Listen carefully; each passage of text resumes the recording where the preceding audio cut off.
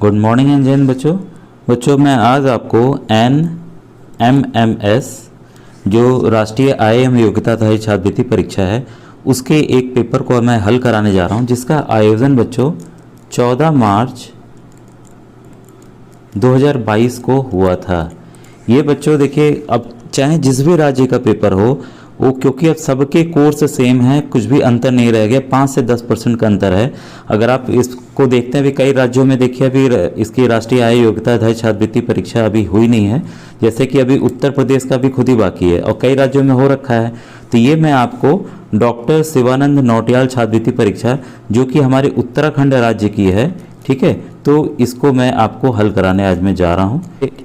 Maximum marks जो हैं बच्चों वो हैं 100, ठीक है, ये मैक्सिमम मार्क्स 100 हैं और इसके लिए आपको कुल 120 मिनट दिए जा रहे हैं और कुल जो सवाल हैं वो भी बच्चों देखिए इसमें हैं 100 हैं, ठीक है। ये देखिए इस प्रश्न पत्र में 100 प्रश्न हैं, सभी प्रश्न अनिवार्य हैं। बाकी आपको पता है OMR भरना है, इसमें पता है नीले काले बॉल पॉइंट पेन से भरना है। तो OMR की भी मैं जानकारी मैंने कई बनाई हुई है कि OMR कैसे भरना है, अगर आपने नहीं देखा हो तो उसको देख लीजिएगा, ठीक है। और इसके देखिए 2 पार्ट हैं बच्चों, एक है मैट, ठीक है, और एक है आपका सेट, ठीक है, मेंटल एबिलिटी टेस्ट, ठीक है, और एक है SAT सेट, ठीक है। तो मैट में आपको पता है जो मैथमेटिकल और चित्र आधारित प्रश्न होते हैं, सेट में आपके भूगोल, इतिहास, विज्ञान, गणित सब इसमें आ जाते हैं, ठीक है। आइए आज के प्रश्नों को मैं स्टार्ट करूं। बच्चों आपको पहला प्रश्न दिख रहा होगा, पहला प्रश्न है बच्चों, हिरण्यगर्भ था एक। तो ये बच्चों अनुष्ठान है एक, ठीक है, इसका पहला का उत्तर B होगा, ठीक है। इसका सबसे पहला उल्लेख बच्चों ऋग्वेद में मिलता है, ठीक है। अब आइए दूसरे क्वेश्चन पे आए।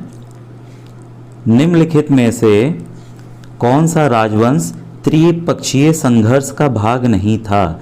तो आपका ट्रिपार्टाइट स्ट्रगल है बच्चों। तो इसमें 3 हमेशा जो राजवंश शामिल थे, ठीक है। अब इसमें अगर आप ध्यान से देखेंगे तो ये देखिए चोल जो है राजवंश ये दक्षिण भारत का है, ठीक है। इसमें देखिए कौन से 3 राजवंश शामिल थे, एक तो गुर्जर प्रतिहार शामिल थे, एक राष्ट्रकूट शामिल थे और एक पाल शामिल थे, ठीक है। कौन शामिल नहीं था, यहाँ देखिए हमेशा जब भी नहीं आए तो आप सवाल को ध्यान से पढ़ेंगे तो ये चोल नहीं था, ठीक है। तो इसका उत्तर बच्चों होगा D, ठीक है। ये मैंने बेशक सही लगाया तो आप इसको समझिए, ये 3 शामिल थे और ये चोल शामिल नहीं था, ठीक है बच्चों। क्लियर है?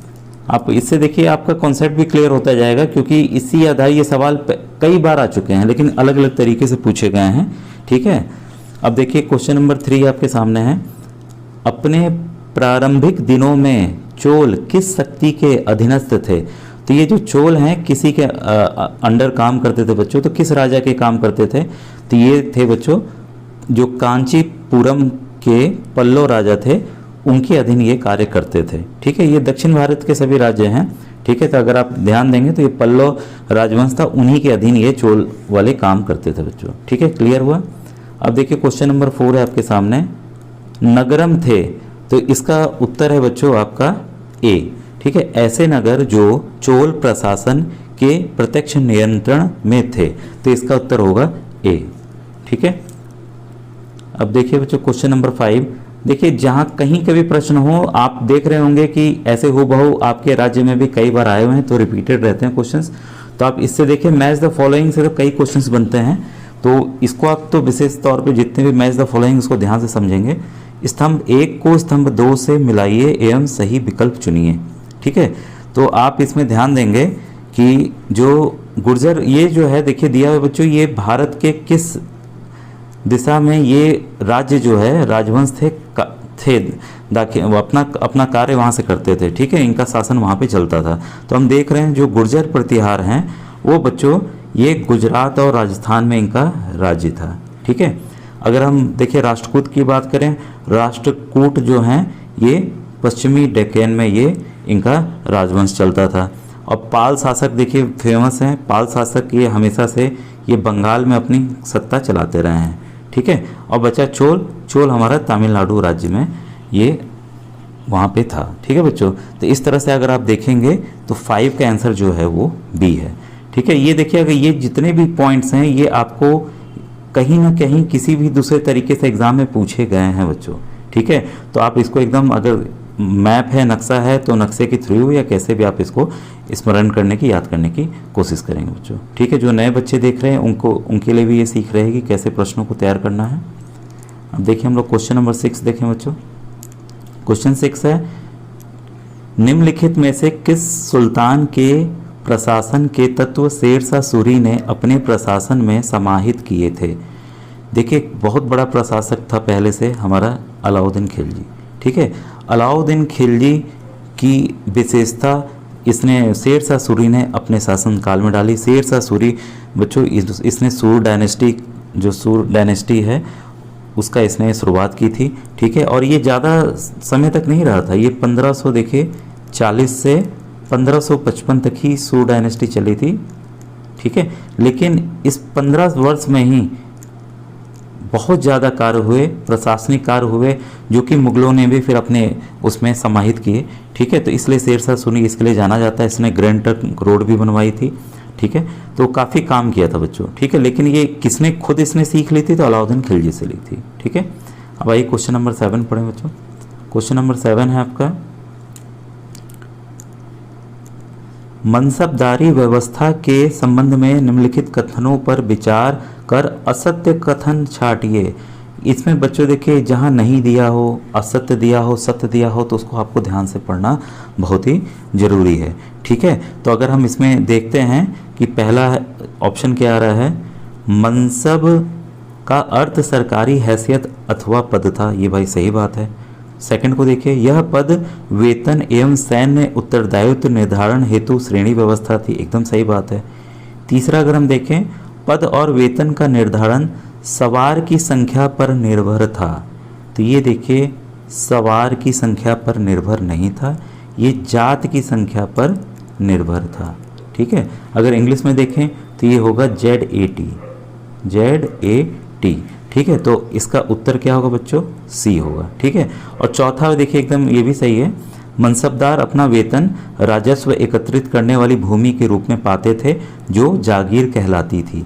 यही देखिए ये जितने भी पॉइंट्स हैं बच्चों, ये बदल बदल के कई एग्जाम्स में आए हैं। ठीक है, तो ये सभी पॉइंट्स को आप ध्यान से नोट कर लेंगे आने वाली परीक्षाओं के लिए। आगे जो नए बच्चे देख रहे हैं और जिन बच्चों को सही हुआ है उनके लिए वेरी गुड। अब आगे बढ़ें बच्चों। क्वेश्चन नंबर 8 आपको दिख रहा होगा बच्चों, प्लासी की लड़ाई में नवाब सिराजुद्दौला की हार का मुख्य कारण था। देखिए एक इसमें एक इसका दोस्त था सिराजुद्दौला का, मीर जाफ़र। ठीक है, वो क्या किया कि मीर जाफ़र की टुकड़ियों का लड़ाई में भाग ना लेना, ये तो था इसका दोस्त, लेकिन ये क्या अंग्रेज़ों से जाके चुपके से मिल गया। तो जब था इसी की तरफ से, लेकिन ये लड़ा ही नहीं बच्चों। ठीक है, तो मुख्य कारण यही था कि मीर जाफ़र की टुकड़ियों का लड़ाई में भाग न लेना। ठीक है, और बाकी कारण उतने इम्पोर्टेंट नहीं थे जितना ये इम्पोर्टेंट है बच्चों। ठीक है, तो ये 8 का आंसर है ए। अब आइए क्वेश्चन नंबर 9 पे आए। क्वेश्चन 9 है बच्चों, निम्नलिखित कथनों पर विचार कर सही कथन चुनिए। ठीक है, पहला हम देख रहे हैं पॉइंट, सर्वोच्चता की नीति लॉर्ड हेस्टिंग्स द्वारा शुरू की गई थी, ये भाई सही है कथन। ठीक है, लेकिन हम बाकी ऑप्शंस को इसलिए पढ़ेंगे बच्चों ताकि हम और पॉइंट्स जो नए बच्चे हैं वो जान पाएँ कि और सवाल किस तरह से आ सकते हैं, पॉइंट्स कैसे बनते हैं। सेकंड है बच्चों, सहायक संधि व्यवस्था की शुरुआत वारेन हेस्टिंग्स द्वारा की गई थी। ठीक है, तो ये लॉर्ड वेलेज़ली द्वारा शुरू की गई थी। इसका आंसर ये बच्चों ये होगा सही, वेलेज़ली यहाँ होगा, जो यहाँ वेलेज़ली दिया है वही बी में होगा। फिर देखिए विलय नीति ये लॉर्ड वेलेज़ली द्वारा तैयार की गई थी, ये भी गलत है। ये विलय नीति जो है लॉर्ड डलहौजी ने दी थी। ठीक है, अब देखिए आखिरी पॉइंट, कंपनी ने सालबाई की संधि मैसूर के साथ की थी। ठीक है, तो यहाँ पर देखिए जो सालबाई की संधि थी बच्चों वह आपकी मराठा सरकार, ठीक है, मराठा जो थी, मराठा राजवंश और ईस्ट इंडिया के साथ की गई थी, ना कि मैसूर के साथ की गई थी। ठीक है, तो ये डी भी आपका गलत है। तो हमारा उत्तर क्या है बच्चों? 9 का ए। ठीक है, the policy of paramountcy was initiated by Lord Hastings. ठीक है बच्चों, अब आइए आगे क्वेश्चन पे हैं। Question number 10। क्वेश्चन 10 है बच्चों, किस वर्ष ईस्ट इंडिया कंपनी के सारे अधिकार ब्रिटिश साम्राज्य के हाथ में सौंप दिए गए ताकि भारतीय मामलों को ज़्यादा बेहतर ढंग से संभाला जा सके? ठीक है बच्चों, ये हुआ था आपका 1858 8 में। ठीक है, क्लियर है। अब देखिए क्वेश्चन नंबर 11 पे आए। ये भी देखिए मैच द फॉलोइंग, तो इसको हम ध्यान से करेंगे क्वेश्चन नंबर 11 को। इसमें स्तंभ 1 को 2 के साथ हमें मिलान करना है फिर से। ठीक है, मैं आपको ऊपर बढ़ा दूं ताकि ऑप्शंस आपको दिख सकें। यहाँ बच्चों आप ध्यान से देखेंगे तो यहाँ पर रविन्द्रनाथ टैगोर, ठीक है, रविन्द्रनाथ टैगोर जो हैं वो हमेशा से प्राकृतिक परिवेश में शिक्षा की वकालत करते थे। तो ए का जो है होगा वो 3 है बच्चों। ठीक है, और अगर हम बी देखें, महात्मा गांधी हमेशा से अंग्रेजी शिक्षा के विरोधी रहे थे, तो बी का हो गया 2। और आपके सी में आइए, टॉमस मैकाले ने हमेशा से अंग्रेजी शिक्षा को प्रोत्साहित किया। ठीक है, तो सी का हो गया हमारा 4। ठीक है, और विलियम जोन्स बचा एक ही, तो विलियम जोन्स का हमेशा याद रखिएगा बच्चों, ये प्राचीन संस्कृतियों का सम्मान हमेशा विलियम जोन्स करते थे। इसका हो गया 2। तो अगर हम ऑप्शंस को ध्यान से देखें बच्चों तो 3, 2, 4, सॉरी ये है आपका ब्रो, ये एक ही है यहाँ पे गांधी जी वाला, 3142 इसका ऑप्शन किस ऑप्शन में है? बी में है बच्चों। ठीक है, तो हमने देखा कि इस वाले क्वेश्चन का बी ऑप्शन सही है। ठीक है, अब आइए 11th का बी। अब आइए क्वेश्चन नंबर 12 पे बढ़े बच्चों। क्वेश्चन 12 कह रहा है बच्चों, चोल प्रशासन में किसानों की बस्तियां कहलाती थीं। ठीक है, तो चोल प्रशासन में किसानों की बस्तियां उर कहलाती थी। ठीक है बच्चों, और जो ये आपका गांव का ग्रुप था, गांव का समूह था, उसको नाडू कहते थे। ठीक है, जो गांव के समूह थे उनको क्या कहा जाता था? नाडू। ठीक है, तो एक्स्ट्रा इन्फॉर्मेशन मैं बीच बीच में दे रहा हूँ ताकि आने वाले एग्जाम्स में ये बदल के क्वेश्चन इस तरह से भी आ सकते हैं बच्चों। अब क्वेश्चन नंबर 13 है बच्चों, मेहराब का विशुद्ध रूप वास्तुकला की किस शैली की विशेषता है?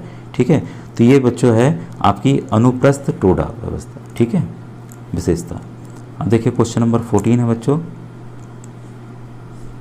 आपका पल्ली चंदम, ठीक है, था।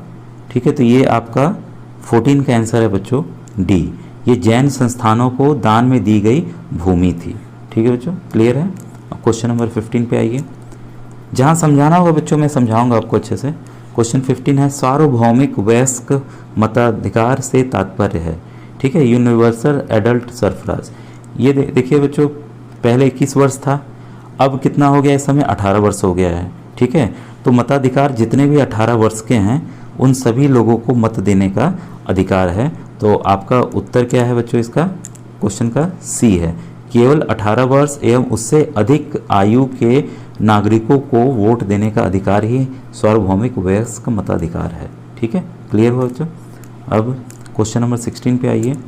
क्वेश्चन 16 है बच्चों, भारत में विदेशों से इलाज कराने हेतु आने वाले लोगों को कहा जाता है, उनको कहा जाता है बच्चों चिकित्सा पर्यटक। ठीक है, क्योंकि वो चिकित्सा कराने आ रहे हैं तो वो क्या हो गए? मेडिकल टूरिस्ट हो गए। ठीक है बच्चों, क्वेश्चन नंबर, ये पेज रिपीट हो गया है तो हम आगे बढ़ जा रहे हैं। क्वेश्चन नंबर 17 देखिए बच्चों, विधायक प्रतिनिधित्व करता है। तो भाई विधायक को तो हम ही लोग चुनते हैं। ठीक है, तो विधायक हमेशा प्रतिनिधित्व करता है जनता का। ठीक है, जो 18 साल के ऊपर के लोग हैं, अभी देखिए वोट हुआ था ना। ठीक है, सब जगह हुआ था, उत्तराखंड में, उत्तर प्रदेश में हुआ था। अब देखिए क्वेश्चन नंबर 18 है बच्चों, आमार जीवन नामक आत्मकथा की लेखिका कौन है? ठीक है, ये देखिए आपकी किताब में एनसीईआरटी में साफ साफ दिया हुआ है, ये है आपकी रास सुंदरी देवी। ठीक है, अब क्वेश्चन नंबर 19 है बच्चों, सरकार की वह शक्ति जिसके अंतर्गत सरकार विचार या अभिव्यक्ति को प्रतिबंधित कर सकती है। ठीक है, तो इसका आंसर है बच्चों बी, सेंसरशिप। क्वेश्चन नंबर 20 है बच्चों, विदेशों में माल बेचने वाले व्यक्ति संस्था को कहा जाता है। ठीक है, तो इसको क्या कहा जाता है भाई? इंग्लिश में एक्सपोर्टर हो गया और हिंदी में आपका निर्यातक हो गया। ठीक है बच्चों, अब देखिए क्वेश्चन नंबर 21 है बच्चों, धर्मनिरपेक्ष राज्य का अर्थ है। ठीक है, तो धर्मनिरपेक्ष राज्य का अर्थ क्या है? राज्य का अपना कोई धर्म नहीं है, state has no religion of its own. ठीक है, क्वेश्चन नंबर 22 देखिए बच्चों, संसद द्वारा बनाए गए कानूनों को लागू करने का कार्य कौन करता है? ठीक है, तो इसको लागू करने का कार्य बच्चों ये हमारी कार्यपालिका करती है या एग्जीक्यूटिव करती है। ठीक है, क्वेश्चन नंबर 23, किस कानून के तहत ब्रिटिश सरकार बिना मुकदमा चलाए लोगों को कारावास में डाल सकती थी? ठीक है, तो ये है इसका बच्चों आंसर सी, रोलेट एक्ट। ठीक है, ये कोई भी इसमें नहीं था, जिसको मर्जी उसको वो लोग जेल में डाल सकते थे। जलियांवाला कांड इसी के कारण तो हुआ था। ठीक है बच्चों, रोलेट एक्ट है, फेमस एक्ट है 1919 का। अभी देखिए क्वेश्चन नंबर 24, निम्न में से कौन सा कार्य न्यायपालिका का नहीं है? देखिए बच्चों, इसमें एक न्यायपालिका जो हमारी सुप्रीम कोर्ट हो गई या हाई कोर्ट हो गए, वो कानूनों को बनाने का कार्य उनका नहीं है। ठीक है, तो ये तो हमारी संसद में कानून बनता है। याद रखिए, अगर आ जाए सवाल कि कानून कौन बनाता है, तो ये संसद में बनता है। ठीक है, तो इसमें क्या होगा, देखिए विवादों का निपटारा करना ये करता है भाई सुप्रीम कोर्ट, न्याय समीक्षा करता है, कानून की रक्षा करना करता है, लेकिन कानून नहीं बनाता है। ठीक है, तो 24 का आंसर होगा बच्चों बी, मेकिंग द लॉज। हमारी क्वेश्चन नंबर 25 पे आए बच्चों। जो बच्चे इंग्लिश हिंदी दोनों देख सकते हैं, जिनको हिंदी में दिक्कत हो इंग्लिश देख लेंगे, आंसर तो वही है बच्चों। देखिए, कोंद नामक आदिवासी समुदाय का संबंध भारत के किस राज्य से है? ठीक है बच्चों, तो ये है आपका उड़ीसा राज्य से। ठीक है, ये नियामगिरी हिल रेंज है वहाँ बच्चों उड़ीसा में। ठीक है, नियामगिरी, मैं इंग्लिश में लिख दे रहा हूँ, नियामगिरी, ये वहाँ का पहाड़ है। ठीक है, तो वहीं पे ये जनजाति, आदिवासी जनजाति जो है निवास करती है इसी के अगल बगल। ठीक है, तो कोंद नामक आदिवासी समुदाय जो है उड़ीसा में पाया जाता है। क्वेश्चन नंबर 26 है बच्चों, जब सत्ताधारी दल किसी एक पार्टी का ना होकर कई पार्टियों से मिलकर बनता है तो उसे कहते हैं बच्चों गठबंधन सरकार। ठीक है, या कोएलिशन गवर्नमेंट। ठीक है, अब आइए क्वेश्चन नंबर 27 देखें। केंद्र व राज्य सरकारों के बीच विवादों का निपटारा किया जाता है। देखिए, विवादों का निपटारा जब भी ऐसी किसी कानून या किसी बात को लेकर लड़ाई हो जाए, ठीक है, तो ये केस चला जाता है हमारे सर्वोच्च न्यायालय में। ठीक है, तो ये सर्वोच्च न्यायालय द्वारा किया जाता है बच्चों। ठीक है, सुप्रीम कोर्ट के द्वारा। क्वेश्चन नंबर 28 बच्चों, निम्न में से कौन सा एक पर्यावरण का प्राकृतिक घटक है? ठीक है, तो हमारा जो प्राकृतिक घटक जो है वो जल है। ठीक है, वाटर, पानी है, क्योंकि प्रकृति में अपने आप से पाया जाता है। बाकी तो ये सब तो हम लोग बनाए हैं जब इंसान आए हैं। अब आइए क्वेश्चन नंबर 29 देखें बच्चों। हिमोड़ का निर्माण किया जाता है। ठीक है, तो हिमोड़ का निर्माण बच्चों हिमनद द्वारा होता है, ग्लेशियर द्वारा, जो पहाड़ होते हैं। ठीक है, पहाड़ से जब बर्फ़ गिरती है तो इस वजह से ये आपका हिमोड़ का निर्माण होता है। क्वेश्चन नंबर 13 बच्चों आइए 30, वायुमंडल की कौन सी परत हवाई जहाज उड़ाने के लिए आदर्श होती है? ये सवाल बच्चों कई बार आ चुका है। ठीक है, कई बार आया है, तो देखिए रिपीटेड सवाल रहते हैं, इसलिए हमें पास्ट पेपर्स या जो भी हल लेटेस्ट होते हैं उनको देखने चाहिए कि किस तरह के प्रश्न बन रहे हैं। तो इसका उत्तर है बच्चों समताप मंडल या स्ट्रेटोस्फियर। ठीक है, नंबर 31 को देखें। निम्नलिखित में से कौन सी एक शीत जलधारा है? कोल्ड ओशन करंट है ये। तो ये जो ओशन करंट है बच्चों, ये जलधारा है, ठंडा पानी लेके आता है, शीत जल लेके आता है। तो इसका उत्तर होगा बच्चों बी, लैब्राडोर धारा। तो ये काफ़ी इंपॉर्टेंट, ये क्वेश्चंस बदल के कई बार ये पूछे भी गए हैं। जैसे ये ब्राज़ीलियन धारा, ये गर्म धारा है, तो इसी तरह से आप सबका बच्चों याद कर लेंगे। ठीक है बच्चों, अब आइए नेक्स्ट क्वेश्चन को देखें। क्वेश्चन 32 बच्चों काफ़ी इंपॉर्टेंट है और ये कई बार बदल के भी आया हुआ है। ठीक है, अगर आप इसको ध्यान से देखेंगे, जो पंप, ये देखिए सभी जो घास के नाम है बच्चों। ठीक है, और ये हमारे कॉन्टिनेंट है कि कहाँ पाया जाता है। तो पंपास जो है बच्चों ये पाई जाती है अर्जेंटीना में। ठीक है, और डाउन्स पाई जाती है आपकी ऑस्ट्रेलिया में। ठीक है, वेल्ड पाई जाती है आपकी दक्षिण अफ्रीका में, और पेरी पाई जाती है उत्तरी अमेरिका में। ठीक है, तो इसका ऑप्शन आंसर है ए। ये याद रखिएगा बच्चों कि कई बार ऐसे यही क्वेश्चन बदल देगा कि पैम्पास कहाँ पाया जाता है, ये आपके चारों ऑप्शन दे देगा, तो आपको याद होगा तभी तो करेंगे अर्जेंटीना। ठीक है, इसी तरह से किसी भी का भी पूछ सकता है, पूछता है। आप देखेंगे कि कई बार रिपीटेड में आया हुआ है। तो ये क्वेश्चन काफ़ी इंपॉर्टेंट, क्वेश्चन 32 बच्चों। अब आइए नेक्स्ट क्वेश्चन देखें, क्वेश्चन नंबर 33। ये है आपका, पर्यावरण की दृष्टि से कौन सी कृषि सर्वाधिक नुकसानदायक है? ठीक है, तो हमारी जो सर्वाधिक नुकसानदायक कृषि है वह कर्तन एवं दहन कृषि है, जिसमें हम जला देते हैं, काट देते हैं ऐसे ही, तो उससे नुकसान होता है हमारे पर्यावरण का। ठीक है, तो हमारा इसका 33 का आंसर होगा ए बच्चों। ठीक है, अब देखिए क्वेश्चन नंबर 34 है, सतत पोषणीय विकास का एक अच्छा उदाहरण है। तो इसका एक अच्छा उदाहरण है बृहद वृक्षारोपण। ठीक है, तो इससे हमारी सतत प्रक्रिया सस्टेनेबल डेवलपमेंट काफ़ी अच्छा रहता है, सब कुछ अच्छी हो जाती चीज़ें। देखिए क्वेश्चन नंबर 35 है, निम्नलिखित में से कौन मृदा के निर्माण में सर्वाधिक महत्वपूर्ण भूमिका निभाती है। तो ये जो है आपके बच्चों, ये अपक्षय की प्रक्रिया जो है वो महत्वपूर्ण भूमिका निभाती है बच्चों। ठीक है, अब क्वेश्चन नंबर 36 पे आइए, ये भी देखिए मिलाने वाला है और ये अलग क्वेश्चन है, ऐसा क्वेश्चन आता नहीं है जनरली। ठीक है, लेकिन भाई आया हुआ तो मैं आपको इसको बता देता हूँ इसका उत्तर क्या होगा। ठीक है, तो अगर हम इसको मैं और छोटा कर देता हूँ ताकि इसके ऑप्शंस आपको दिखें अच्छे से। हाँ, अब दिख रहे होंगे आपको। अब देखिए जो पहला है आपका ये क्वेश्चन नंबर 36। ठीक है, क्वेश्चन नंबर 36 का जो पहला है वो है, विश्व में प्रथम ज्वारीय ऊर्जा स्टेशन स्थापित किसने किया। ठीक है, तो प्रथम ज्वारीय ऊर्जा स्टेशन किया था आपका फ्रांस ने। ठीक है, तो 1 नंबर में डाल दे रहा हूँ। विश्व में प्रथम जल विद्युत स्टेशन ऊर्जा स्टेशन कहाँ लगा था, तो प्रथम ऊर्जा स्टेशन बच्चों लगा था नॉर्वे में, तो ये 2 नंबर हो गया। विश्व का सर्वाधिक सर्वश्रेष्ठ लौह अयस्क उत्पादक देश कौन है, तो ये है बच्चों ब्राज़ील। ठीक है, और विश्व का सर्वाधिक बॉक्साइट उत्पादक देश कौन है, तो ये है ऑस्ट्रेलिया। ठीक है, अब ये देखिए बच्चों आपको क्लियर हो गया होगा ये क्वेश्चन, तो काफ़ी इंपॉर्टेंट था। इसका आंसर है बच्चों 36 का आपका ए। ठीक है, अब आप इसको बड़ा मैं कर दे रहा हूँ, तो आप इसको पढ़ के पॉज करके नोट कर लीजिएगा बच्चों इसको। ठीक है, अब क्वेश्चन नंबर 37 पे आइए।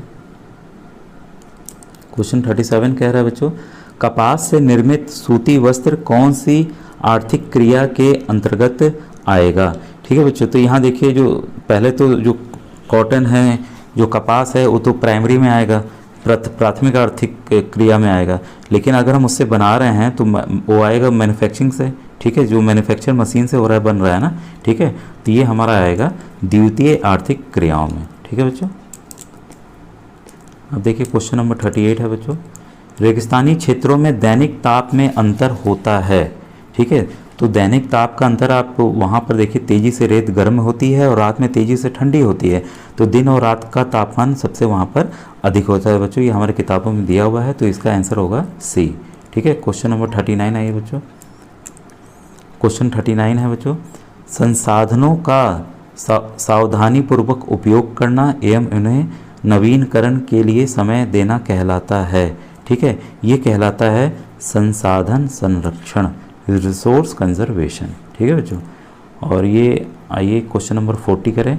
इसके बाद देखिए बच्चों गणित शुरू हो जाएगी, तो अभी मैं कोशिश करूँगा कि गणित को मैं अलग पार्ट में बनाऊँ।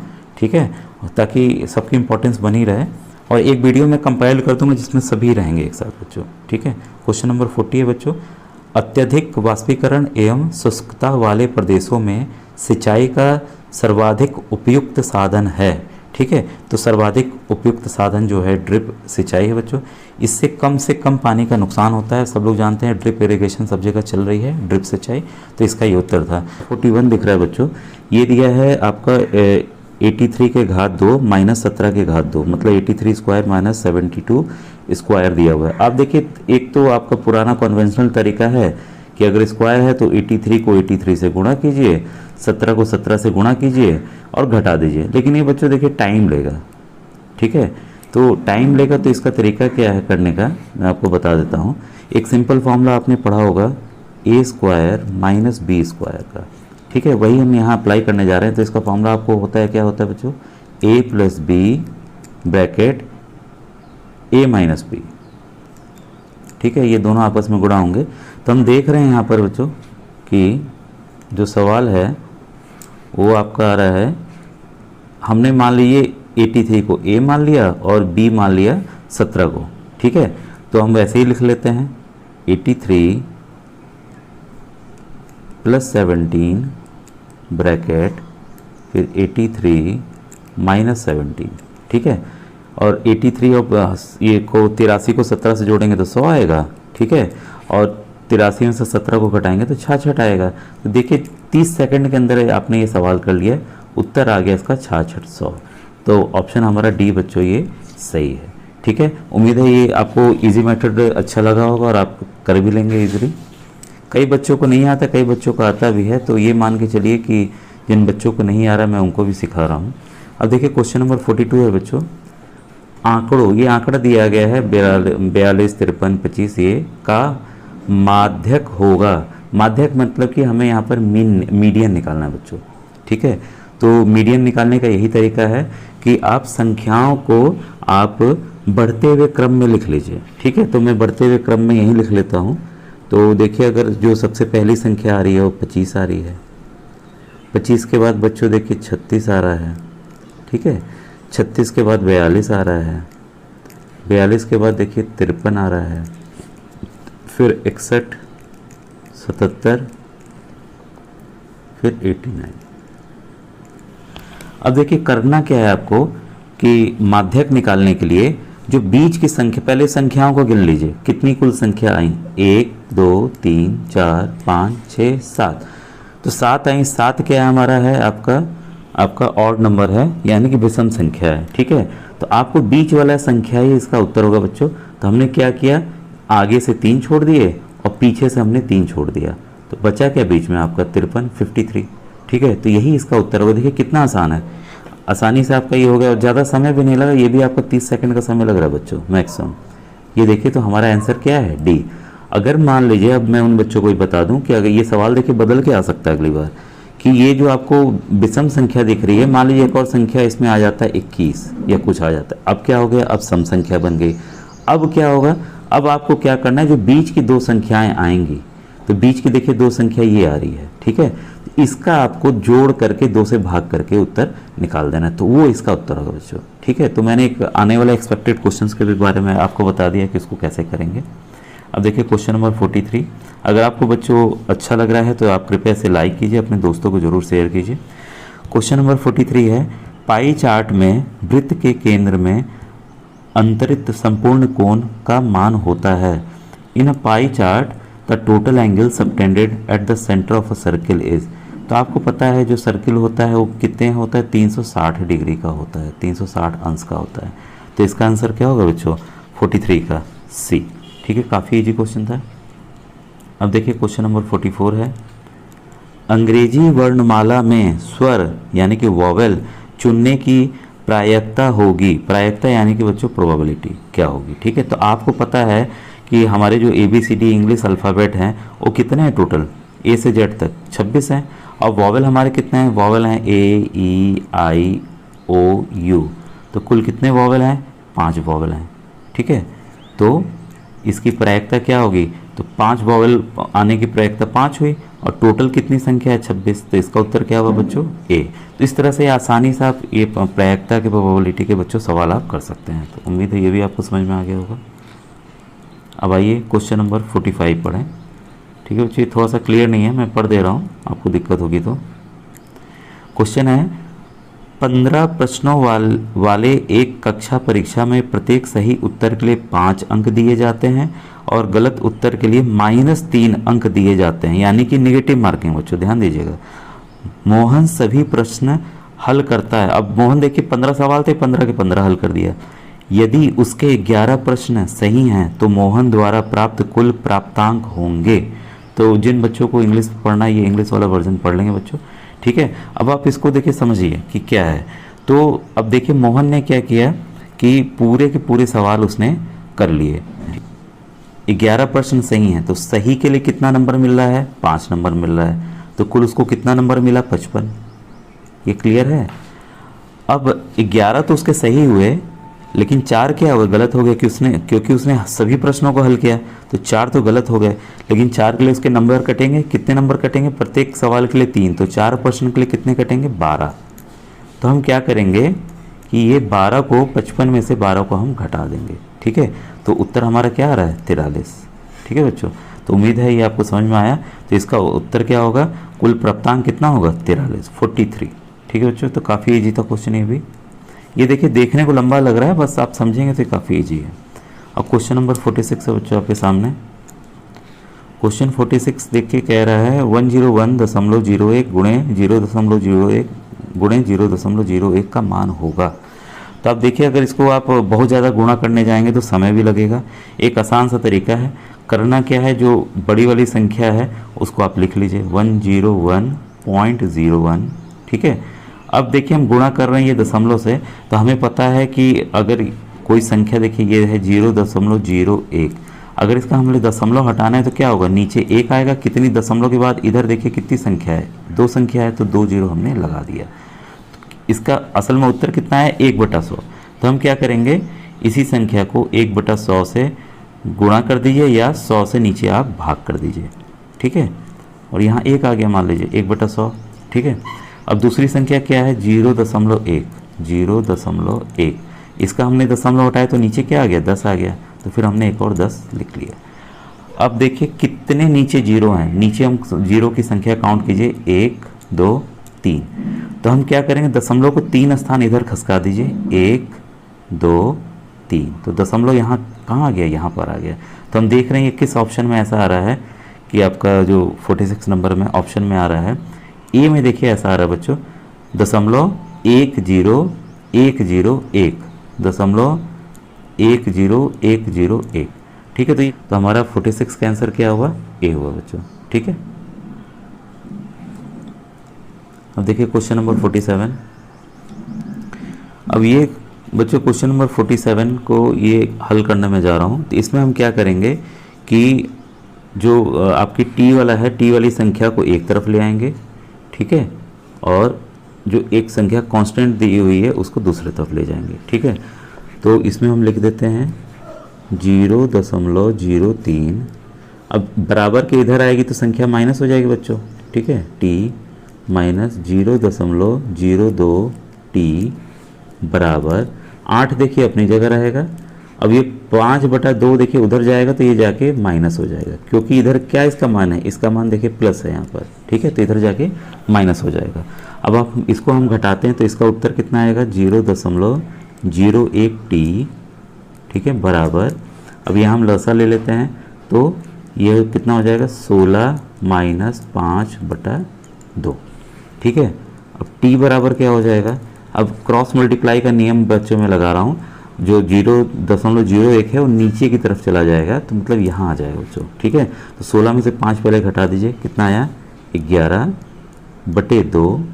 अब ये संख्या जाके बच्चों नीचे क्या होगी, गुणा होगी 0.01, ठीक है। अगर वही नियम है, अगर मैं दशमलव हटा रहा हूँ तो ऊपर कितना आ जाएगा 100 आ जाएगा। तो फाइनल कितना फिगर आया ये वाला आपका 1100/2, ठीक है। अब इसको हम काट देते हैं, काट देंगे तो कितना भाग दे देंगे, कितना आएगा 550, ठीक है। तो आप देख रहे हैं ये किस ऑप्शन में 550 है, ऑप्शन नंबर बी में है, ठीक है बच्चों। ये काफ़ी आसान था, बस आपको नियम पता होना चाहिए था कि बराबर के दूसरी तरफ अगर कोई संख्या ले जाते हैं तो उसका चिन्ह बदल जाता है, अगर जोड़ है तो घटाने में बदल जाता है, जैसे इसका देखिए घटाने में बदल गया, और ये जो 5/2 था ये देखिए जोड़ का चिन्ह था तो माइनस में बदल गया। तो ये चीज़ें आप समझ के चलेंगे तो आपके लिए दिक्कत नहीं है, और ये क्रॉस मल्टीप्लाई का नियम आपको पता होना चाहिए, ठीक है बच्चों। अब आइए क्वेश्चन नंबर 48 को देखें। दो संख्याओं में अनुपात 7:5 है, 7:5 है। यदि उनका योग 144 है तो उनमें बड़ी संख्या होगी। तो आप देखिए दो संख्या अगर किसी अनुपात में हो तो हम इसको x ले लेते हैं, पहली संख्या 7x, दूसरी संख्या 5x, ठीक है। सवाल लेकिन क्या कह रहा है, उनका योग, उनका जो सम है, ठीक है, वो कितना है, तो सम हमने कर लिया 144 है, 144 है, ठीक है। अब बस आपको इसी को हल करके x निकालना है बच्चों, ठीक है। तो ये कितना आ गया 12x/144। फिर ये क्रॉस मल्टीप्लाई का नियम जो लगाऊंगा, ठीक है। अगर आपने क्रॉस मल्टीप्लाई का नियम नहीं सीखा है तो मेरे काफ़ी वीडियोस हैं, नवोदय के भी हैं, तो आप उसको जाके देख सकते हैं। x बराबर क्या होगा 144/12, ठीक है। अब ये कितने बार में जाएगा, 12 का वर्ग होता है आपको पता है, तो x का मान कितना आ गया 12 आ गया। अब आपको इसमें पूछा है कि बड़ी संख्या क्या होगी। अब हमें पता चल रहा है कि बड़ी संख्या के लिए 7x हमें लेना होगा, क्योंकि 7x बड़ा है, 5x छोटा होगा। तो 7 को क्या करेंगे, 12 से हम गुणा कर देंगे। कितना आएगा उत्तर इसका, आएगा आपका 84। ठीक है, तो हमारा उत्तर क्या सही है, सी। ठीक है बच्चों, उम्मीद है ये भी आपको क्वेश्चन समझ में आ गया होगा। अब देखिए क्वेश्चन नंबर 49 में बताने जा रहा हूँ। मानक रूप में व्यक्त परिमेय संख्या है। ठीक है, तो ये देखिए आपको बस नियम पता होना चाहिए था। अगर आपको नियम पता है कि मानक रूप में करने के लिए क्या होना चाहिए कि इन दो जो संख्याएं दी गई हैं 5 और 7 या कोई और भी संख्या हो सकती थी, उसका जो कॉमन फैक्टर है वो एक ही होना चाहिए। ठीक है, ये जैसे 5 किससे किससे कटेगा, 1 और 5 से कटेगा। 7 किससे किससे कटेगा, 1 और 7 से कटेगा। तो देखिए कॉमन फैक्टर 1 है ना। तो ये मानक फॉर्म में सभी संख्याएं हैं। कभी कभी ऑप्शन ऐसा हो सकता है कि मानक फॉर्म में रही नहीं, तो आप उसको छाड़ देंगे। और दूसरा कंडीशन ये है, जो डिनोमिनेटर है आपका, ठीक है, और हर जो है वो क्या होना चाहिए, प्लस में होना चाहिए। तो यहाँ देख रहे हैं ये यहाँ संख्या माइनस में है, यहाँ क्या है, माइनस में है, तो ये तो होगा ही नहीं होगा। ठीक है, ऊपर आपका अंश हो सकता है। ठीक है, तो हमारा 49 का आंसर क्या हुआ बच्चों, ए हुआ। ठीक है, अगर आपको कॉन्सेप्ट क्लियर है, काफ़ी आसान क्वेश्चन है, आप देखते ही इसको निशान लगा सकते हैं सवाल को। ठीक है, अब आइए क्वेश्चन नंबर 50 को देखें बच्चों। यदि z बराबर -5 है तो z स्क्वायर -3 z -4 का मान होगा। बस आप इसमें आपको z का मान भरना है। ठीक है, तो मैं इसका मान भर दे रहा हूँ, -5 का स्क्वायर -3 -5 -4।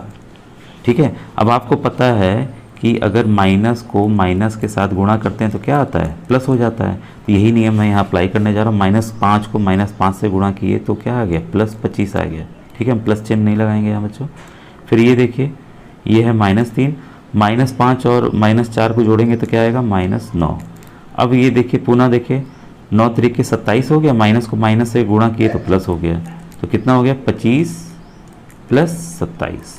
ठीक है, तो अगर हम इसको जोड़ देते हैं तो इसका आंसर क्या आएगा बच्चों, 52। देखिए आपको कंफ्यूज करने के लिए देखिए माइनस में भी उत्तर दिया गया है। तो बच्चे जो इस चिन्ह को समझ नहीं पाएंगे, माइनस वाले को ऋण वाले को कैसे करना है, तो उनका सवाल गलत हो जाएगा। ठीक है, जो नियम है धन का और ये माइनस का मल्टीप्लिकेशन कैसे होता है, क्या है, ये सब नियम अगर जानने हो तो मेरे वीडियोज़ पुराने हैं, उसमें जाके देख सकते हैं बच्चों, डिटेल वीडियोज़ हैं उसे। ठीक है, तो ये क्वेश्चन 50 आपको समझ में आया। अब आइए क्वेश्चन नंबर 51 देखें। क्वेश्चन 51 है, 10 मीटर तथा 15 किलोमीटर का अनुपात होगा। ठीक है, अब देखिए मात्रा अलग अलग है, बस हमें क्या करना है, एक मात्रा बना देना है इसको। ठीक है, तो मैं मीटर को मीटर रहने दे रहा हूँ। ठीक है, क्योंकि इसको किलोमीटर बदलूंगा दशमलव में आ जाएगा। और ये अनुपात पूछ रहा है, तो 15 किलोमीटर, आपको पता है कि 1 किलोमीटर में 1000 मीटर होता है बच्चों, 1000 मीटर होता है। तो हम क्या करेंगे, गुणा कर देंगे 15 से। तो ये देखिए मीटर में अब बदल गया, ये भी मीटर और ये भी मीटर। अब अनुपात पूछ रहा है तो 1 0 1 0 काट दिया, अनुपात कितना आया, 1:1500। ठीक है, आपको पता है कि इसी को अनुपात में इस तरह से लिखते हैं, तो इसका ऑप्शन कौन सा बच्चों सही है, सी सही है। ठीक है, रेशियो हमें यहाँ निकालना था। तो क्लियर हो गया बच्चों, ये इंग्लिश मीडियम वाले बच्चे भी समझ सकते हैं, कोई दिक्कत नहीं उनको इससे। अब देखिए क्वेश्चन नंबर 52 है हमारा। 14 सेमी त्रिज्या वाली अर्धवृत्ताकार तस्तरी डिस्क का परिमाप होगा। Perimeter of a semi circular disc of radius 14 centimetre will be. ठीक है, अब देखिए बच्चों, अलग से कई चीज़ों का फॉर्मूला हम 10 तरह के याद करें तो कोई लाभ नहीं है। आपको पता है कि एक जो वृत्त होता है, ठीक है, उसका जो सर्कमफेरेंस होता है, परिमाप अगर कहें तो होगा 2πr।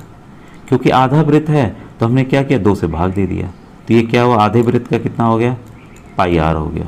ठीक है, अब ये देखिए, ये जो है आपका इस तरह से है, तो ये इस वाले का हमने नाप लिया πr। ठीक है, लेकिन इसका हमने नहीं माना, ये क्या है, हमारा व्यास है, डायगोनल है, तो ये भी तो आएगा 2r।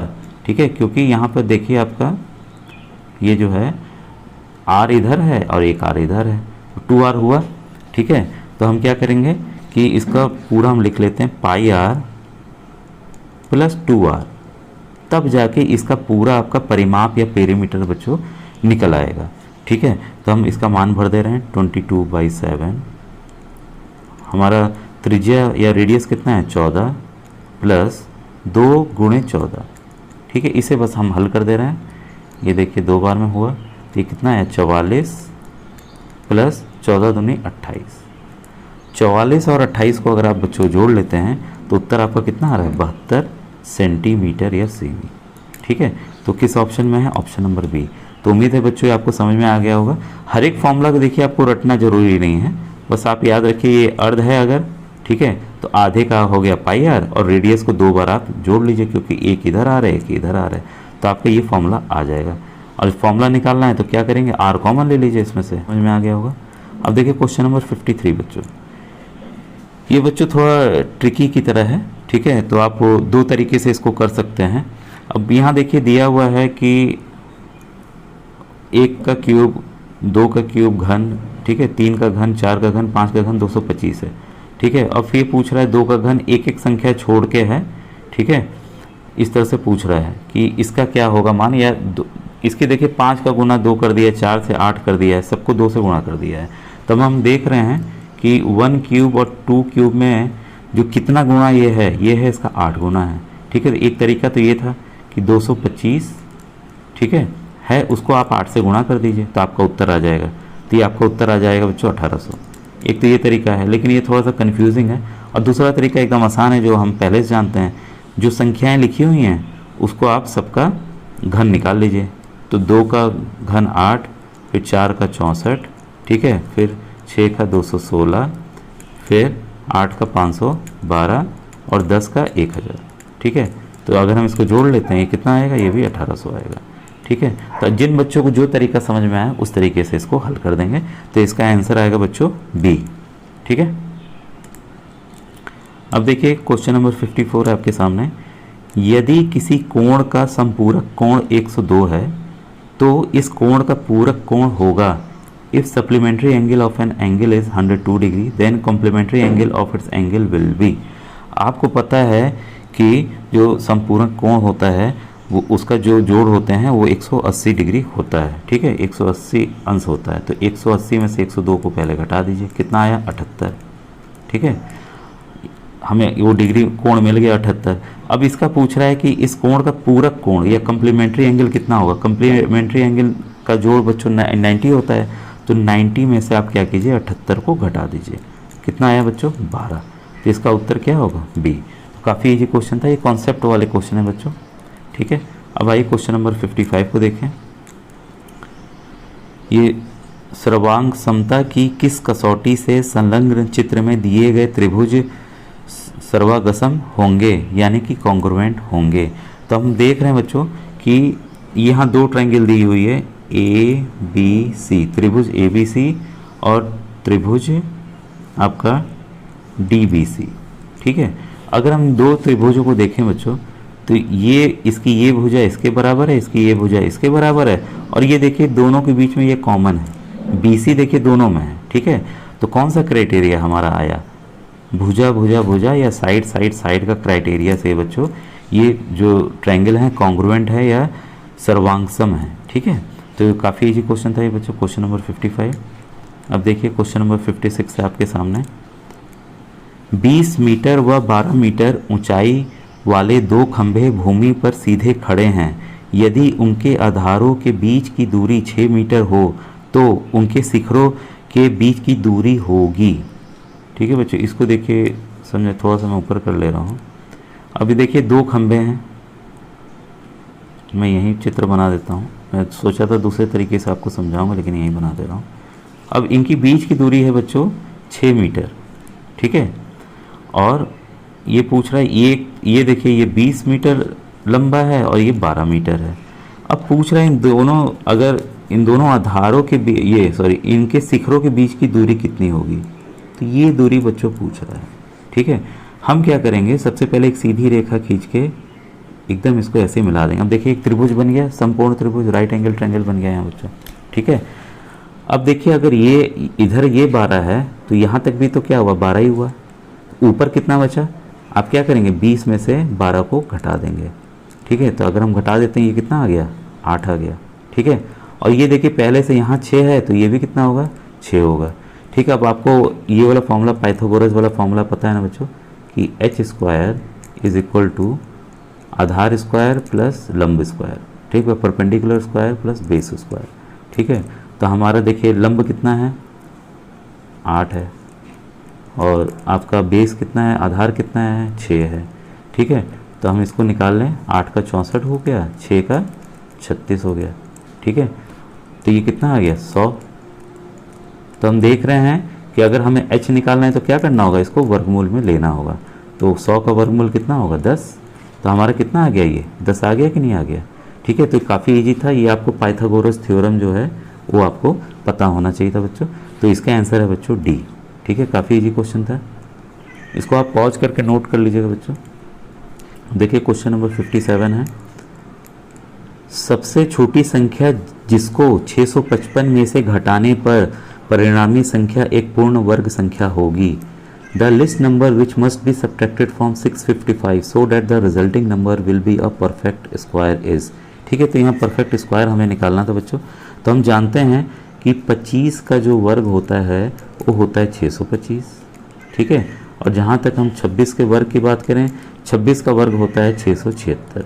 ये देखिए 655 तो भाई इसमें से जोड़ना पड़ेगा, 625 के लिए हमें घटाना पड़ेगा। ठीक है, तो हम देख रहे हैं कि 655 में से अगर हम 30 को घटा देते हैं कितना आ जाएगा, 625 आएगा, जो कि एक पूर्ण वर्ग है।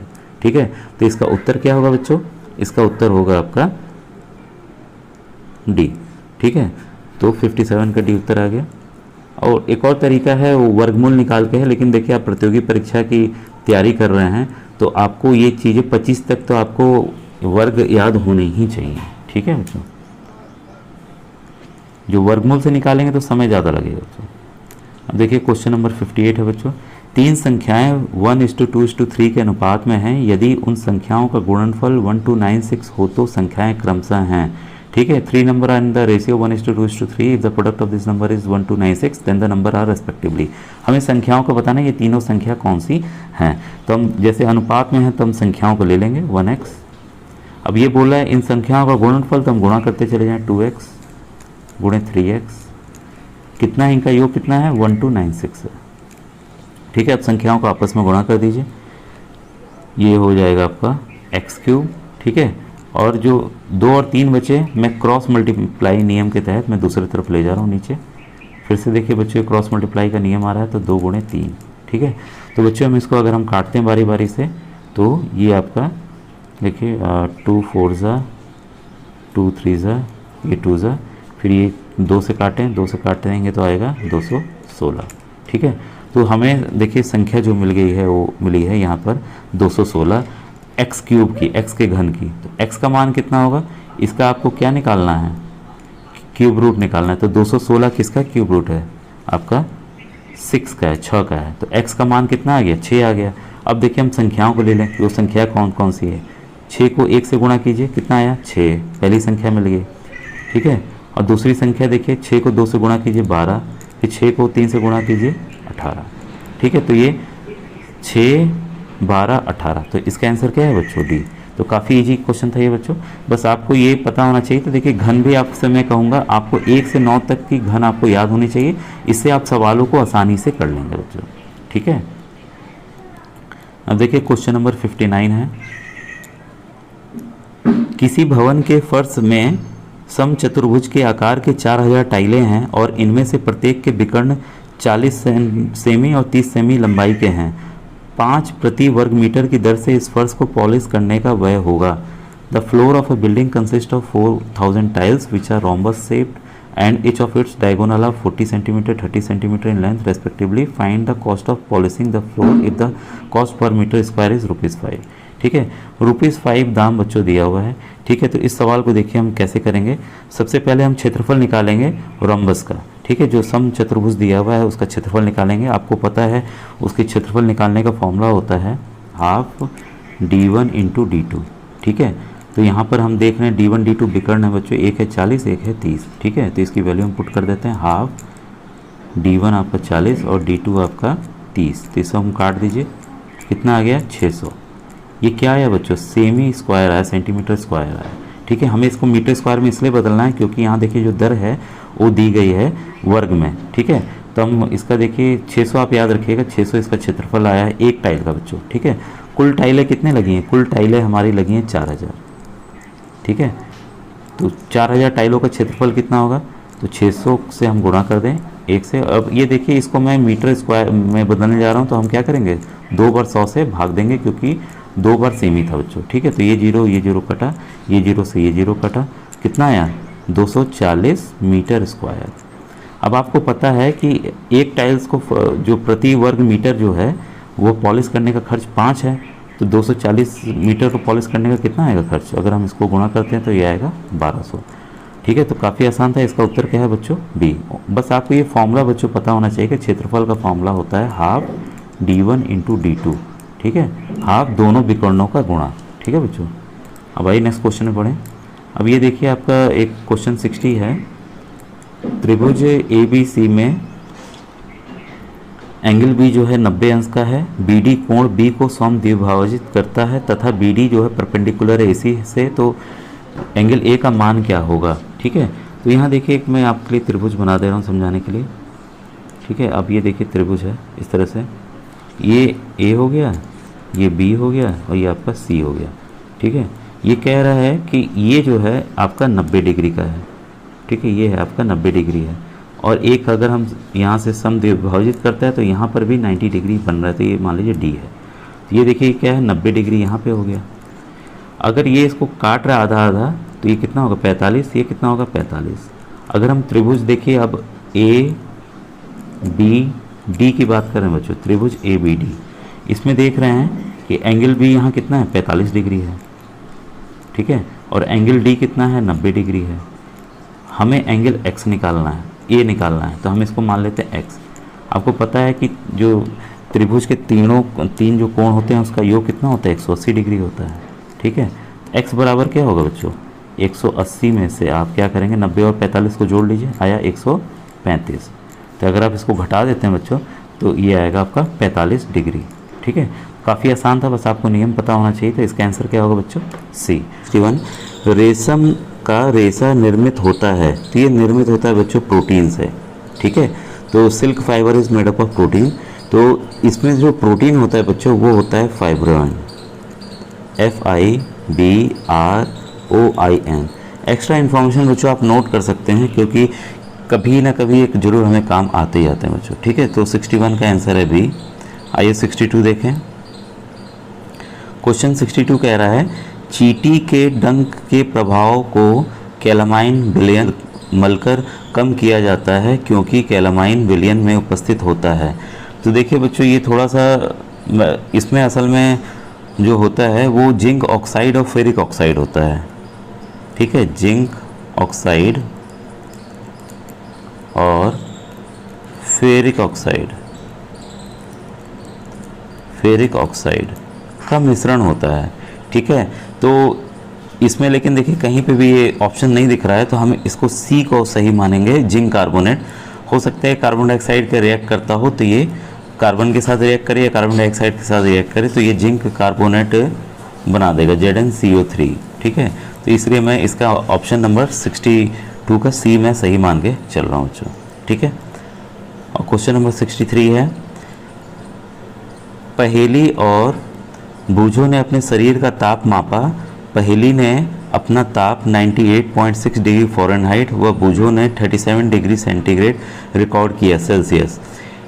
इनमें से कौन सत्य है? तो जिन बच्चों को इंग्लिश वर्जन पढ़ना है वो यहाँ से पढ़ सकते हैं, उससे कोई दिक्कत नहीं है। ये देखिए बच्चों दोनों ही तापमान है 98.6 डिग्री फ़ारेनहाइट, ठीक है, और 37 डिग्री सेल्सियस, ये दोनों बराबर हैं एक दूसरे के। अगर इसको आप बदलेंगे, ठीक है, तो ये सेम आएगा बच्चों। तो इसमें क्या है, दोनों के ताप एक तो सामान्य है, ठीक है, बढ़ा हुआ नहीं है, ठीक है। अगर इसके ऊपर जाता है तो बुखार माना जाएगा कि उसको बुखार है, ठीक है, और किसी का ना ज़्यादा ना किसी का कम है, ठीक है। तो इसका आंसर होगा C बच्चों, 63 का C। ये आपको फॉर्मूला पता ही होगा कि कैसे कन्वर्ट करते हैं। C/5 is equal to F-32/9, ठीक है। अगर आपको बदलना हो, अगर मान लीजिए सेंटीग्रेड दिया हुआ है तो आप फ़ारेनहाइट निकाल सकते हैं, इस तरह से आप बदल के कर सकते हैं बच्चों, ठीक है।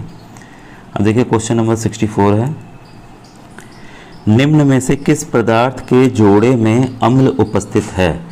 तो अगर हम इसमें देखते हैं बच्चों, तो इसमें आपके दही में बच्चों, दही में होता है लैक्टिक एसिड, लैक्टिक अम्ल होता है, ठीक है, लैक्टिक एसिड या लैक्टिक अम्ल होता है।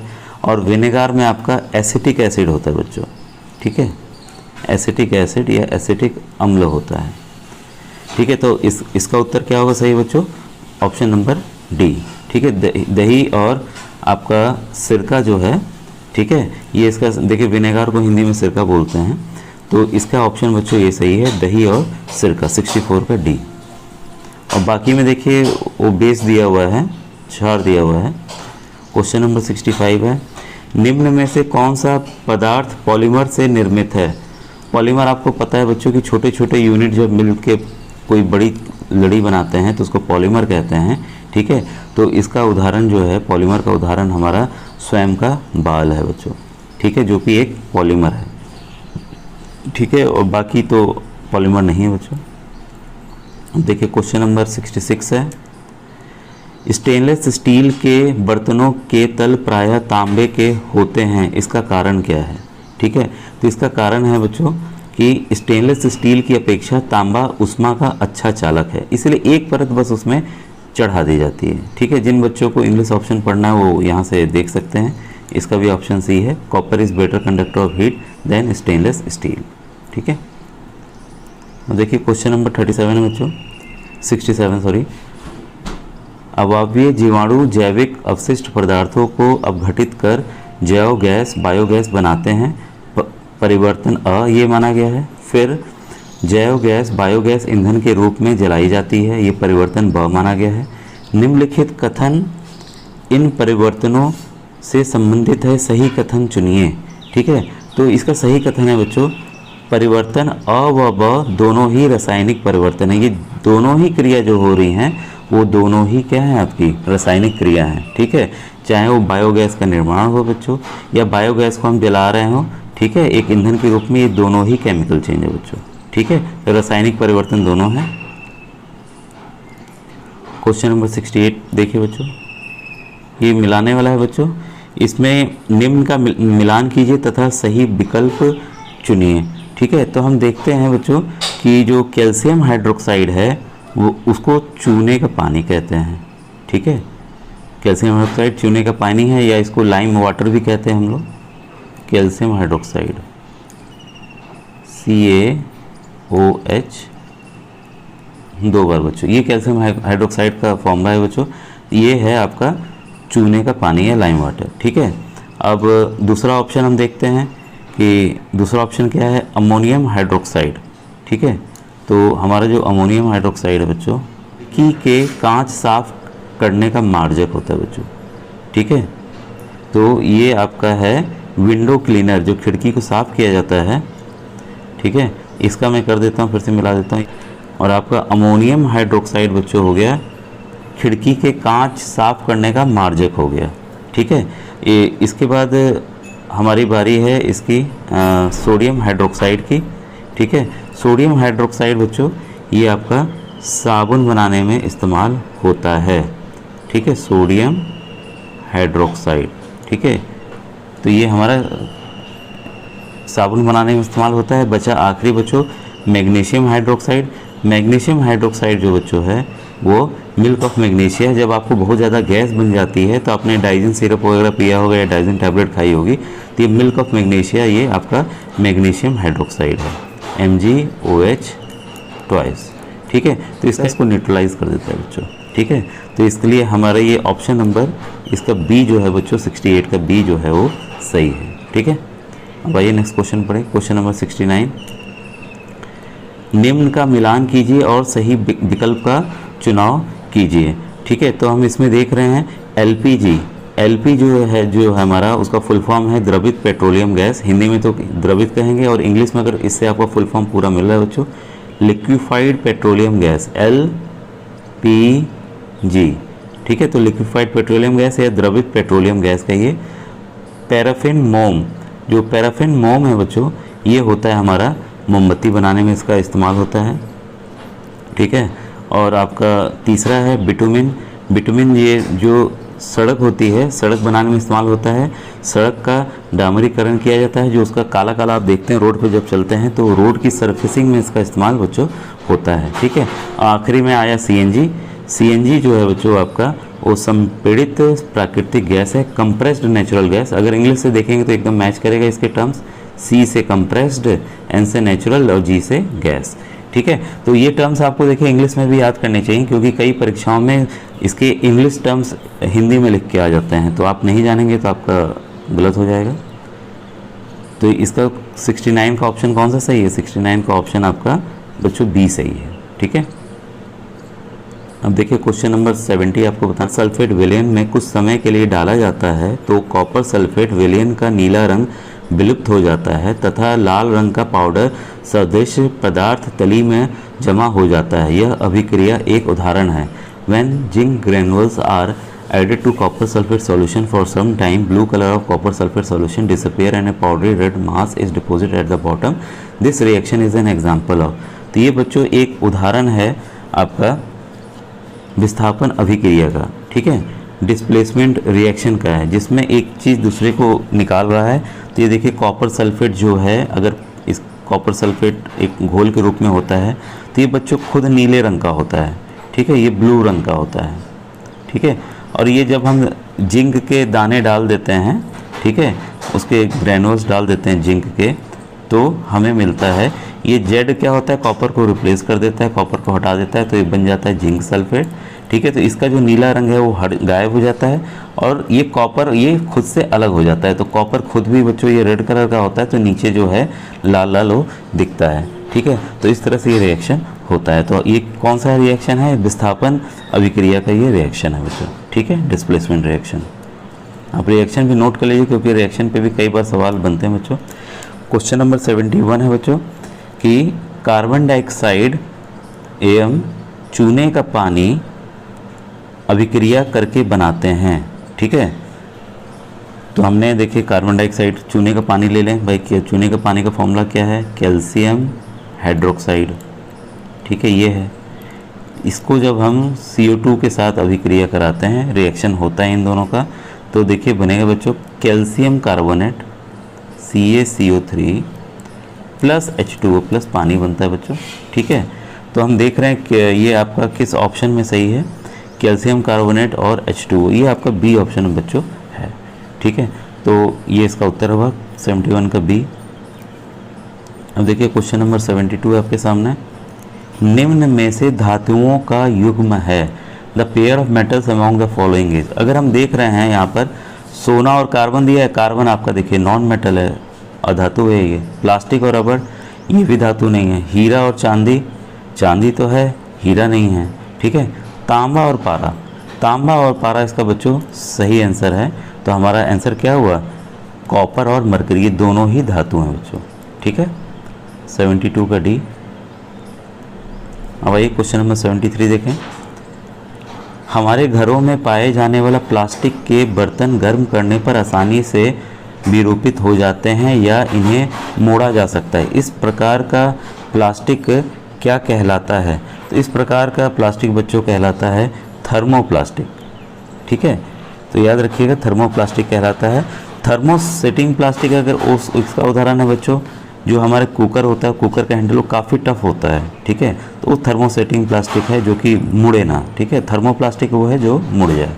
ठीक है, तो इसका उदाहरण है 73 का बी। और ये क्वेश्चन नंबर 74 देखें। जैविक खाद उर्वरकों से बेहतर होती है क्योंकि। ठीक है, 74 का उत्तर है बच्चों डी, उपयुक्त सभी।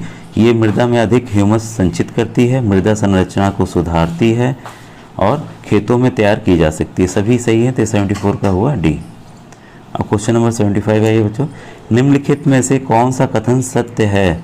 ठीक है, तो इसमें हम देखते हैं बच्चों कि केवल ये सी सही है। जंतु कोशिकाओं में एक बड़ी केंद्रक रिक्तिका होती है। ठीक है, ये असत्य है, बाकी सभी सत्य हैं। क्योंकि किसमें होता है? ये पेड़ों में, प्लांट्स में होता है बच्चों, ये आपके एनिमल में, जंतु में होता ही नहीं है। ठीक है, तो इसका आंसर है सी, बाकी कथन सही है इसके।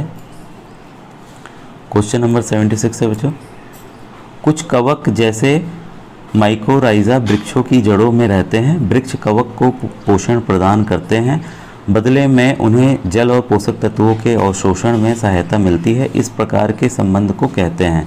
तो इस प्रकार के संबंध को सहजीविता कहा जाता है या इंग्लिश में सिम्बायोसिस कहा जाता है बच्चों। ठीक है, तो 76 का डी आपका सही है।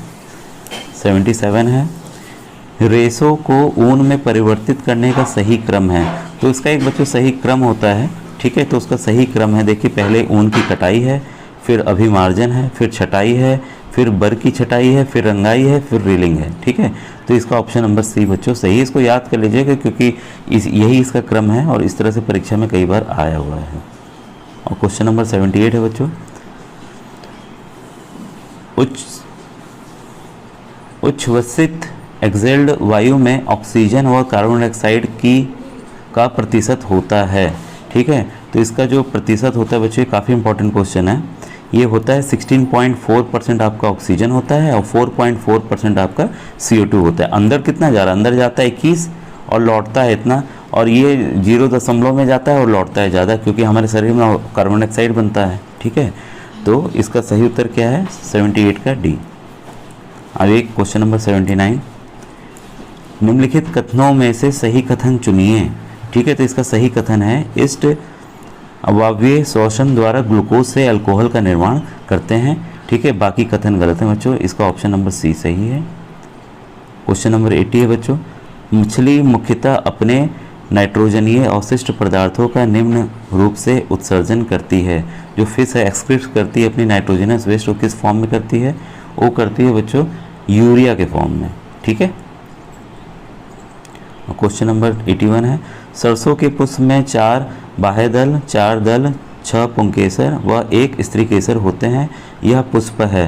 तो यहाँ देखिए साफ साफ जब दोनों चीज़ उपस्थित हो, पुंकेसर और स्त्री केसर, ठीक है, तो वो होता है बच्चों द्विलिंगी या बाइसेक्सुअल होता है। ठीक है, अब क्वेश्चन नंबर 82 देखिए, ब्रायोफिल्म की पत्ती के किनारे की गर्त में स्थित कलिकाएं यदि आर्द्र मृदा पर गिर जाएं तो प्रत्येक कलिका एक नए पौधे को जन्म देती, यह कहलाता है।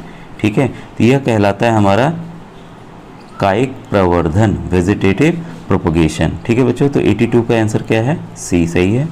क्वेश्चन नंबर 83 पे आइए, निम्नलिखित में से किसमें वाल्व होते हैं जो रक्त को केवल हृदय की ओर प्रवाहित होने देता है। तो ये बच्चों केवल होता है हमारे वेंस में होता है, सिराए में होता है। ठीक है, तो इसका आंसर क्या है बच्चों, बी। क्वेश्चन नंबर 84 को देखिए, निम्नलिखित में से कौन सा रोग वायरस जनित है। तो वायरस से जो बीमारी होती है वो हमारी होती है डेंगू फीवर बच्चों। ठीक है, जो कि मच्छर काटता है तो उसके जरिए ये फैलता है। अब देखिए 85 आपका है, वन्य जंतुओं के लिए आरक्षित क्षेत्र वहाँ वे स्वतंत्र रूप से आवास करते हैं तथा प्राकृतिक संसाधनों का उपयोग करते हैं, कहलाता है। तो इसको कहते हैं बच्चों राष्ट्रीय उद्यान, नेशनल पार्क। क्वेश्चन 86 है, निम्न में से किस तत्व की जल में कमी होने के कारण टैडपोल वयस्क मेढक में परिवर्धित नहीं हो पाते हैं। ठीक है, तो ये देखिए थायरोक्सिन हार्मोन इनके लिए बहुत ज़रूरी होता है, तो ये मिलता है इनको आयोडीन के जरिए, इसका होता है काम, तो आयोडीन की कमी से वो परिवर्धित नहीं हो पाते हैं। ठीक है, तो 86 का बी। और क्वेश्चन नंबर 87 है बच्चों, कॉलम ए का कॉलम बी से मिलान कर सही विकल्प का चुनाव कीजिए। ठीक है, तो यहाँ हम देख रहे हैं, पूरा मैं थोड़ा सा ऊपर कर दूं, ये देखिए नींबू कैंकर जो होती है बीमारी, वो होती है आपकी जीवाणु की वजह से। ठीक है, और हेपेटाइटिस ए आपका होता है बच्चों वायरस की वजह से, गेहूं का रस्ट होता है आपका कवक की वजह से, और मलेरिया होता है बच्चों आपका प्रोटोजोआ की वजह से। ठीक है, तो 87 का आंसर क्या है बच्चों, डी सही है। ठीक है, अब आइए क्वेश्चन नंबर 88, बल व वेग का गुणनफल कहलाता है। ठीक है, तो ये हमारा शक्ति का कहलाता है बच्चों। जो पावर है, पावर आपका होता है, शक्ति बराबर क्या होता है आपका बल गुणे वेग होता है, बल गुणे वेग। ठीक है, अगर इसको इंग्लिश में कहेंगे पावर क्या होता है, फोर्स इनटू वेलोसिटी। ठीक है, तो आपका 86 का आंसर कौन सा सही है, 86 का बी सही है, पावर। ठीक है, अब आइए क्वेश्चन नंबर 89 पे आए, एक इमारत की छत से एक पत्थर गिराया जाता है, पत्थर को ज़मीन तक पहुंचने में 4 सेकंड लगते हैं, इमारत की ऊंचाई, देखिए यहाँ समय दे दिया है बच्चों 4 सेकंड का, ठीक है। अब हमें इमारत की ऊंचाई निकालनी है। इसका जब पत्थर गिराया, मान लो यहाँ से पत्थर यहाँ नीचे गिराया जा रहा है, तो जब पत्थर गिराया गया तो उसकी शुरुआत की वेग कितना है, उसकी इनिशियल वेलोसिटी कितना है, 0 है, ठीक है। तो हम ये फॉर्मूला आपको याद होगा, s is equal to u t plus half a t square. तो यहाँ पर क्योंकि ग्रेविटी कार्य कर रही है तो यहाँ g हो जाएगा, और ये देखिए 0 है हमारा, तो इसका फॉर्मूला क्या हो जाएगा, f is equal to half g t square. यही आपको फॉर्मूला लगा देना बच्चों, ठीक है। तो हम देखते हैं ये आपका हाफ ग्रेविटी यहाँ देखिए दिया हुआ सवाल में 9.8 हमें लेना है, तो हम 9.8 लेंगे, गुणे समय आपका 4 सेकंड दिया है, तो आपका टी स्क्वायर है तो कितना हो जाएगा 16। अगर आप इसको हम काटते हैं बच्चों तो ये आ जाएगा आपका 78.4 मीटर, ठीक है। तो ये इसका ऑप्शन नंबर सी सही है, 89 का सी। अगर आपको इस तरह के और सवाल चाहिए हो तो प्लीज़ आप कमेंट सेक्शन में कमेंट कीजिएगा, मैं और सवालों को आपको प्रैक्टिस करा दूंगा। अब देखिए इस चित्र में दिए गए चित्र में परावर्तन कोण का मान क्या है, तो एंगल ऑफ रिफ्लेक्शन पूछ रहा है बच्चों, ठीक है। आपको पता है कि यहाँ पर 90 डिग्री बनता है, ठीक है, फिर ये आपका ये रिफ्लेक्ट होकर ऐसे चला जाएगा, तो ये कितना है, ये पूरा कितना है 90 है, तो ये कितना होगा 90 में से आप 25 घटा दीजिए, 90 में से 25 घटाएंगे तो कितना आएगा 65 आएगा। अगर ये 65 है तो ये भी कितना होगा 65 होगा, ठीक है। तो इसका उत्तर क्या होगा बच्चों, डी, ठीक है। तो एंगल ऑफ रिफ्लेक्शन जो है आपका डी है, ठीक है। तो बस आपको घटाना है, ये एंगल निकालना है, ये एंगल निकालेंगे तो ये एंगल इसके बराबर होता है, क्योंकि एंगल आई जो होता है, कोण आई जो है कोण आर के बराबर होता है, ये एंगल आई है, ये एंगल आपका आर है, ठीक है, क्लियर है। अब देखिए क्वेश्चन नंबर 91 है बच्चों, ये है आपका ध्वनि की प्रबलता निर्भर करती है इसके किसके आयाम पर निर्भर करती है, एम्पलीट्यूड पर निर्भर, जितना एम्पलीट्यूड उतना उसकी लाउडनेस रहेगी, ध्वनि की प्रबलता रहेगी। क्वेश्चन नंबर 92 है बच्चों, यह चित्र एक प्रकाश बल्ब दिखाता है, ठीक है। बल्ब के निचले हिस्से में इस प्रकार आकार दिया जाता है कि बल्ब लाइट सॉकेट में सुरक्षित रूप से फिट हो जाए। बल्ब के नीचे किस प्रकार का साधारण मशीन लगी है, ठीक है। तो बल्ब में बच्चों ये लगी है आपकी स्क्रू, ठीक है, या पेंच, तो इसमें जो है वो पेंच है, इसका ऑप्शन नंबर सी सही है बच्चों, ठीक है। और क्वेश्चन 93 है आपका, उस शब्द युग्म का चयन कीजिए जो उसी प्रकार संबंधित है जैसे विद्युत धारा का संबंध एम्पियर से है, ठीक है। तो इसका आंसर होगा बच्चों आपका बल या न्यूटन, ठीक है। ये देखिए इसी की यूनिट है, तो इसलिए इसका उत्तर होगा सी। क्वेश्चन नंबर 94 है बच्चों, जब कॉपर सल्फेट विलयन में विद्युत धारा प्रवाहित की जाती है तो कॉपर सल्फेट, ठीक है, तो कॉपर सल्फेट जो है वह आपका कॉपर तथा सल्फेट में वियोजित हो जाता है, तो इसका ऑप्शन है बच्चों सी, ठीक है। क्वेश्चन नंबर 95 है बच्चों, निम्नलिखित में से कौन सा विकल्प सही नहीं है, तो अगर हम इसको थोड़ा सा और ऊपर बढ़ा दें, ठीक है, तो इसमें देखिए आपका नियमित परावर्तन जो है खुरदरे या अनियमित पृष्ठ से होने वाला परिवर्तन ये सही नहीं है, बाकी सभी सही ऑप्शंस हैं बच्चों, ठीक है। इसको आप पॉज करके देख लीजिएगा। क्वेश्चन 96 है, यदि किसी धातु पर दो बल विपरीत दिशा में कार्य करते हैं तो इस पर लगने वाला कुल या नेट बल कितना होगा, तो ये बच्चों होगा दोनों बलों के अंतर के बराबर होगा, ठीक है।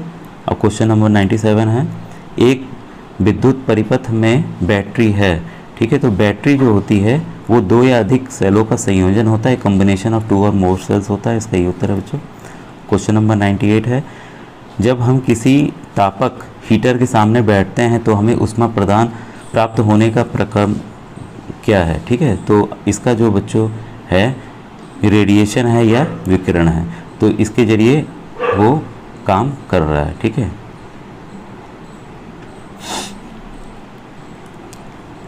अब देखिए क्वेश्चन नंबर 99 है, निम्नलिखित में से कि कौन ऊष्मा का दुर्बल चालक है, ठीक है, तो इसमें हम देख रहे हैं जल जो है वो दुर्बल चालक है, बाकी सब अच्छे चालक हैं। और ये आज का आखिरी क्वेश्चन है बच्चों, निम्नलिखित में से कौन दूर की वस्तुओं या नज़दीक की वस्तुओं को देखने के लिए आँख की आवश्यकता के अनुसार नेत्र लेंस की फोकस दूरी को बदल सकता है। तो काफ़ी इंपॉर्टेंट क्वेश्चन है, इसका बच्चों है पछमाव पेशी, ठीक है, ये सिलेरी मसल्स है। तो ये बच्चों आज ये मैंने पूरा विज्ञान का कंप्लीट करिए। नेक्स्ट वीडियो में आपको बच्चों मैथ के प्रश्नों को हल करके बताऊंगा, जो कि काफ़ी इंपॉर्टेंट है। अगर वीडियो पसंद आया तो अपने दोस्तों को जरूर आप शेयर कीजिए। थैंक यू बच्चों, थैंक यू फॉर वॉचिंग।